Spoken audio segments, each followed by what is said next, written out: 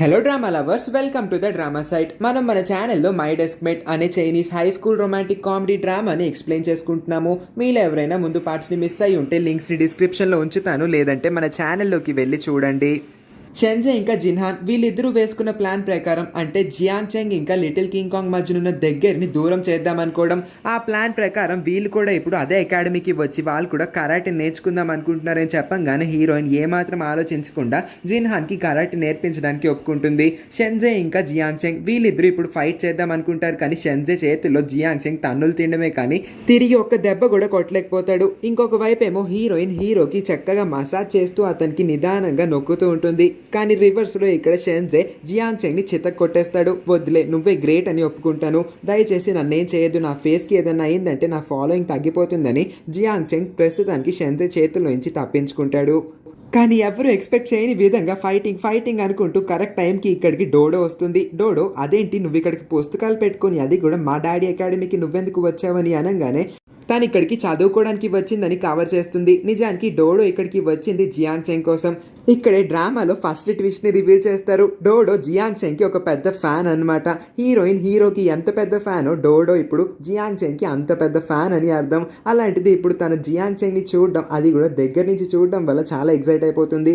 Dodo తన fan అని తెలుసుకున్న తర్వాత నీకు ఆటోగ్రాఫ్ కావాలా, ఫోటో కావాలా అని అడిగితే తను ఏమి వద్దు అని చెప్పి తన ఆరోగెంట్ యాటిట్యూడ్ని మెయింటైన్ చేస్తూ ఉంటుంది. కానీ ఆల్రెడీ డోడోని ఒకసారి కలవడం జియాంగ్ చెంగ్కి గుర్తొస్తుంది. ఆ రోజు రాంగ్ అడ్రస్ చెప్పింది నువ్వే కదా పాప అని అంటే, అవును నేనే చెప్పాను, అది మీరేనా? ఆల్రెడీ నేను మిమ్మల్ని మొదటిసారి కలిశాను, అప్పుడు నేను ఒక దద్దమ్మలా ఉన్నాను, నాకు అసలు మిమ్మల్ని కలిసిన తర్వాత ఒక ఆటోగ్రాఫ్ అడగడానికి కూడా చాలా సిగ్గుగా ఉంది అని మొహమాట పడిపోతూ ఉంటుంది. అప్పుడు జియాంగ్ చెంగ్ డోడో రాంగ్ అడ్రస్ చెప్పినా పర్లేదు, నేను నా ఫ్యాన్స్ని నా ఫ్యామిలీ మెంబర్స్లా ట్రీట్ చేస్తాను అని అంటాడు. వీళ్ళిద్దరి మాటల్ని వింటున్న షెన్జేకి పిచ్చ కోపం వస్తుంది, దాంతోపాటు డబల్ చిరాక్ కూడా వస్తుంది. ఏంట్రా బాబు వీళ్ళ గోల, అసలు డోడో వీడికి ఫ్యాన్ ఏంటి, నేను అసలు ఇది ఎక్స్పెక్ట్ కూడా చేయలేదన్న ఎక్స్ప్రెషన్ అయితే పెడతాడు.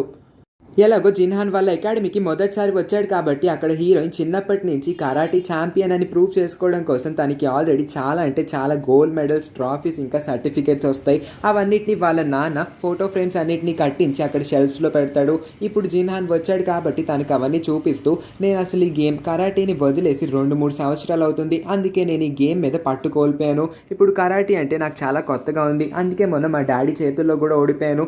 చిన్న పిల్లలకి ట్రైన్ చేద్దామని అనుకుంటే వాళ్ళందరూ పోయి మీ అందరూ తగిలారు, పర్లేదు నేను ఎలాగన్నా కరాటే నేర్చుకుంటాను అని చెప్పి మళ్ళీ తను ఎప్పట్లానే కరాటే ఛాంపియన్ అవుదామని కలకంటుంది. మళ్ళీ ఇప్పుడు షెన్జే చేతిలో జియాంగ్ చెంగ్ ఇరుక్కుపోతాడు. అందుకే షెన్జే నుంచి దూరంగా పారిపోతూ జియాంగ్ చెంగ్ ఇప్పుడు హీరోయిన్ చేతిలోకి ఇరుక్కుపోతాడు. అలాగా వీళ్ళందరూ పడిపోయి ఒకరి మీద ఒకరు పడిపోయి దొరులుతూ కొట్టుకుంటూ ఉంటారు. అసలు ఇద్దరు టాప్ యాక్టర్స్ మీతో పాటు ఇలాగా సరదాగా టైం స్పెండ్ చేస్తే మీ పరిస్థితి ఏంటి? డోడో, షెన్జే ఇంకా లిటిల్ కింగ్ కాంగ్ ఎంత లక్కీ ఫెలోసో కదా, అలానే ఉంటుంది మనకి. కానీ ఇది డ్రామా కాబట్టి మనం దాన్ని యాక్సెప్ట్ చేయాలంతే. కానీ ఆల్ ఆఫ్ ఏ సడన్ ఎందుకో జిన్హాన్కి సడన్గా తన చెస్ట్లో పెయిన్ మొదలవుతుంది. తను ఒక్కసారిగా వీళ్ళందరినీ చూస్తూనే కళ్ళు తిరిగి కొలాప్స్ అయిపోతాడు నేల మీదకి.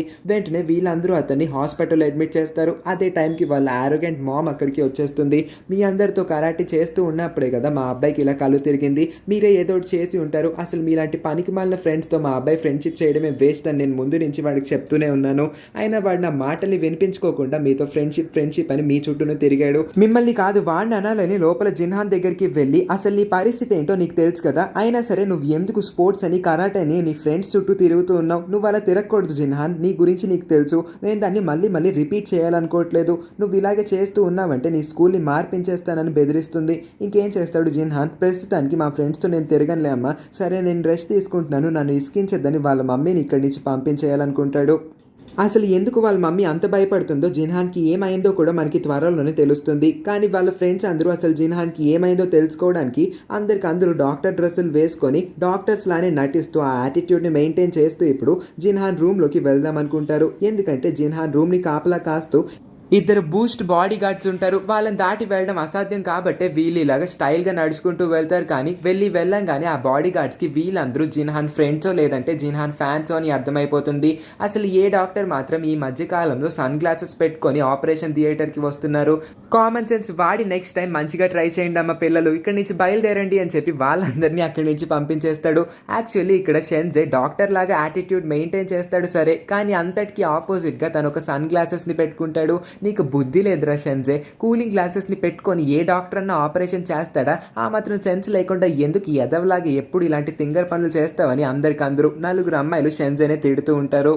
సో ఇప్పుడు వీళ్ళు ప్లాన్ని మార్చేస్తారు. నెక్స్ట్ ప్లాన్గా షెన్జే పడిపోతున్నట్టు యాక్టింగ్ చేసి ఆ సెక్యూరిటీ గార్డ్ మీద పడిపోయి నీ వల్లే నేను పడ్డాను, అసలు నిన్ను ఇలా వదలకూడదు, పద పోలీస్ కంప్లైంట్ ఇస్తాను అని చెప్పి వాడిని అక్కడి నుంచి తీసుకెళ్ళిపోదాం అనుకుంటారు. నేనేం చేయలేదు అని ఆ సెక్యూరిటీ గార్డ్ తను కవర్ చేసుకుంటూ ఉన్నప్పుడు డోడో పద అయితే ఆ సీసీ కెమెరా చెక్ చేద్దాము, నేను పోలీసుకి పట్టించేస్తానని వాడిని అక్కడి నుంచి ఈడ్చుకెళ్ళిపోతారు. సెకండ్ సెక్యూరిటీ గార్డ్ని కూడా తీసుకెళ్తూ ఉన్నప్పుడు వాడు అసలు మొండోడ్లాగా కదలకుండా ఉండేసరికి ముందు వీళ్ళ నలుగురు వచ్చి ఆ సెక్యూరిటీ గార్డ్ని అటు ఇటు లాగుతూ ఉంటారు. ఇంకేముందు హీరోయిన్ పరిగెత్తుకుంటూ లోపలికి అయితే వెళ్ళిపోతుంది. జిన్హాన్ వాళ్ళందరూ మేమందరం కలిపి నిన్ను చూడడానికి ఇక్కడికి వచ్చాం, ఆ బాడీ గార్డ్స్ మమ్మల్ని లోపలికి పంపించట్లేదు, నువ్వన్న చెప్పు అని అంటే బాడీ గార్డ్ అంకుల్ మర్యాదగా వాళ్ళందరినీ పంపించండి అని అంటే అతను మాత్రం మీ మమ్మీకి ఈ విషయం తెలిసిందంటే నా ఉద్యోగం పోతుంది అని అంటాడు. మీకు కళ్ళు సరిగ్గా కనిపించట్లేదు అనుకుంటా, ఇక్కడ ఆల్రెడీ ఆపరేషన్ థియేటర్లోకి నా రూమ్లోకి ఒక అమ్మాయి వచ్చేసింది, ఈ విషయాన్ని మా మమ్మీకి ఇప్పుడు కాల్ చేసి చెప్పానంటే మీ ఉద్యోగం వెంటనే పోతుందని జిన్హానే బ్లాక్మెయిల్ చేస్తాడు. ఇంకేముంది ఆ బాడీ గార్డ్ తనేమి చూడలేదు అన్నట్టుగా పక్కకు వెళ్ళిపోతాడు. వీళ్ళందరూ ఇప్పుడు జిన్హాన్ని కలవడానికి లోపలికి వచ్చేస్తారు. బాబోయ్, జిన్హాన్ని కలవాలంటే ఇన్ని కష్టాలు పడాలా, ఎన్ని ప్రయత్నాలు చేశామో చివరికి ఎలాగోలాగా లోపలికి రాగలిగాము అని చెప్పి వీళ్ళకి తెలిసిన అసలైన ఒక నిజాన్ని చెప్పేద్దాం అనుకుంటారు. ఆ నిజమేంటో ఇప్పుడే షెన్జే రివీల్ చేయబోతూ ఉన్నసరికి కింగ్ కాంగ్ తన కాల్ని గట్టిగా నొక్కేసి ప్రస్తుతానికి అతనికి బాయ్ చెప్పి ఎందుకో కంగారుగా బయటికి వెళ్ళిపోతారు. జిన్హాన్ వీళ్ళు ఎందుకో ఆడ్గా బిహేవ్ చేస్తున్నారని అయితే తన బ్రెయిన్లో నోట్ చేసుకుంటారు. యాక్చువల్లీ వీళ్ళకి తెలిసిన నిజం ఏంటంటే జిన్హాన్ వాళ్ళ మమ్మీ జిన్హాన్ మీద ఉన్న కోపంతోనే ఇప్పుడు జిన్హాన్ని వేరే స్కూల్కి ట్రాన్స్ఫర్ చేయించేస్తుందని. ఆ విషయం ఇప్పుడు జిన్హాన్కి చెప్తే అతని హార్ట్ రేట్ ఇంకా పెరిగిపోతుంది, అతనికి ఏదైనా ప్రాబ్లం అయి ఉండొచ్చు. ప్రాబ్లం అవుతుంది కాబట్టి ఈ నిజాన్ని మనం అప్పుడే చెప్పకపోవడమే మంచిది. వాళ్ళ మమ్మీకి కూడా రెస్పెక్ట్ ఇద్దాం, వాళ్ళ మమ్మీ నోటితోనే జిన్హాన్ ఈ న్యూస్ వినాలి. మనం ఏదైనా చెప్పి అతనికి మళ్ళీ ఏదైనా అయిందంటే మనం ఎదికే వస్తుంది కాబట్టి మనం కామ్గా ఉండడమే బెటర్ అని వీళ్ళందరూ అక్కడి నుంచి అయితే వెళ్తారు. వీళ్ళందరూ వెళ్ళిపోయిన మరో క్షణానికి వీల్ చైర్లో కూర్చుని ఒక చిన్న పాపని తోసుకుంటూ వాళ్ళ డాడీ జిన్హాన్ ఆపరేషన్ రూమ్ దగ్గరికి వస్తారు. వచ్చి రాగానే మా పాప జిన్హాన్ యొక్క ఫ్యాన్, ఆమెకి ఒంట్లో బాగాలేదు, ఒక్కసారి జిన్హాన్ని చూడాలనుకుంటుంది, అతనితో ఏదో మాట్లాడాలంట, ఒక ఫోటో తీసుకొని ఇవ్వండి అని అంటే ఆ బాడీ గార్డ్ చాలా పొగరుగా చాలు మీలాంటి వాళ్ళని ఎంతో మంది చూశాను, ఇలాగే అసలు ఒంట్లో బాగానే ఉన్నా సరే బాగాలేదని వీల్ చైర్స్ మీద కూర్చొని ఇక్కడికి వచ్చి ఎలాగోలాగా ఐడియల్స్ని కలవాలనుకుంటారు. పెద్ద పెద్ద యాక్టర్స్ని కలవడం అంత ఈజీ ఏమీ కాదు, మీ నటన ఆపండి. ఇప్పటికే చాలా మంది పిల్లలు వచ్చి ఇక్కడ న్యూసెన్స్ క్రియేట్ చేశారు, మమ్మల్ని బ్లాక్మెయిల్ చేశారు, మీ వల్ల కూడా మేము ఇబ్బంది పడాలనుకోవట్లేదు, మేము ఇబ్బందుల్లో పడాలనుకోవట్లేదు, అందుకే బయలుదేరండి ఇక్కడి నుంచి దయచేయండి అని చెప్పి వాళ్ళని బాగా అవమానించి అక్కడి నుంచి పంపించేస్తారు. అప్పుడే లిటిల్ కింగ్ కాంగ్ ఈకి మెసేజ్ చేస్తే ఈకి ఒంట్లో బాగాలేదని తెలుస్తుంది. అయితే నువ్వు ఎక్కడున్నావు ఈ అని అడిగితే తన హాస్పిటల్ పేరైతే చెప్తుంది.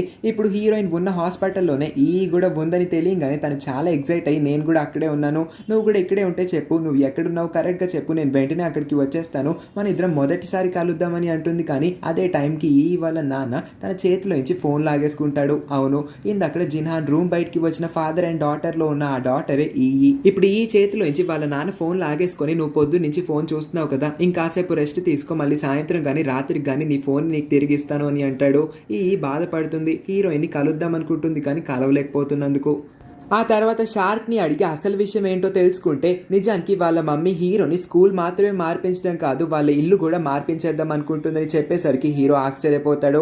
అసలు వాళ్ళ మమ్మీ తనకి ఏమీ చెప్పకుండా ఎందుకు ఇలాంటి డెసిషన్స్ అని తీసుకుంటుందని షార్క్ని అడిగి ఎలాగోలాగా వాళ్ళ మమ్మీ చేతిలోంచి తన ఫోన్ని తెచ్చేయమని అడుగుతాడు. కాసేపటికి వాళ్ళ మమ్మీ కూడా రూమ్లోకి వస్తుంది. వచ్చి రాగానే నీకు ఆల్రెడీ అన్ని విషయాలు తెలిసిపోయినాయి అనుకుంటు కదా, నేను మళ్ళీ రిపీట్ చేస్తాను, ఒకసారి బాగా గుర్తుపెట్టుకో, నువ్వు స్కూల్ మారిపోతున్నావు, ఇల్లు కూడా మారిపోతున్నావు, ఆ ఇంట్లో ఉండడానికి వీల్లేదు, నీ పాత ఫ్రెండ్స్ని పూర్తిగా మర్చిపోవాల్సిందే అని అంటుంది.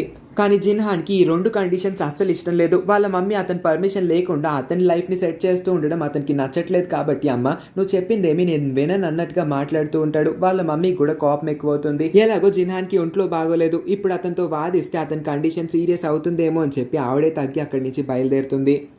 Next morning little king kong ఈని కలవడానికి ఒక ప్లేస్ అయితే సెట్ చేస్తుంది. ఆ ప్లేస్కి వెళ్తూ ఉన్నప్పుడు జిన్హాన్ కూడా వస్తే బాగుండు అని చెప్పి తన మనసులో మెల్లగా కొంచెం బయటికి అనడంతో వెంటనే జిన్హాన్ అక్కడ ప్రత్యక్షమవుతాడు. అంటే జిన్హాన్ వాళ్ళ మమ్మీకి చెప్పకుండా, వాళ్ళ మమ్మీ పర్మిషన్ లేకుండా, తెలియకుండా సీక్రెట్గా షార్క్ పర్మిషన్ తీసుకొని ఇప్పుడు హీరోయిన్ని కలవడానికి వస్తాడు. ఎలాగో ఇప్పుడు జిన్హాన్ ఫ్యానే కాబట్టి జిన్హాన్ తన్ని కలిసి తనకి ఒంట్లో బాగోలేదని చెప్పింది కాబట్టి తన్ని కాస్త సంతోష పెడదాం అనుకుంటుంది. అందుకే జిన్హాన్ ఎంతసేపు ఆ మాస్క్ని అడ్డు పెట్టుకుంటాడని కొన్ని బెలూన్స్ని తీసుకొచ్చి ఈ బెలూన్స్ని అడ్డు పెట్టుకో, ఇవైతే కాస్త ఈజీగా ఉంటాయని చెప్పి అంటుంది. ఇంకాసేపట్లో వాళ్ళ నాన్న ఈని వీల్ చైర్లో కూర్చోపెట్టి తోసుకుంటూ వీళ్ళ దగ్గరికి వస్తూ ఉంటాడు. ఈ అలా ఉండడాన్ని చూసి హీరోయిన్ షాక్ అయిపోతుంది. అదేంటి ఈకి ఒంట్లో బాగాలేదంటే ఫీవరో కోల్డో ఏదో అనుకొని ఉంటుంది, కానీ దీనికి నిజంగానే ఏదో ఒక సీరియస్ ప్రాబ్లం ఉందని మాత్రం హీరోయిన్ అస్సలు ఎక్స్పెక్ట్ చేసి ఉండదు. నిజానికి ఈకి నిజంగానే చాలా సీరియస్ ప్రాబ్లం ఒకటి ఉంటుంది. ఆమెకి ఏదో క్యాన్సర్ సీరియస్ స్టేజ్లో ఉంటుంది కాబట్టి ఈ ఫేస్ కూడా ఇలా అయిపోతుంది.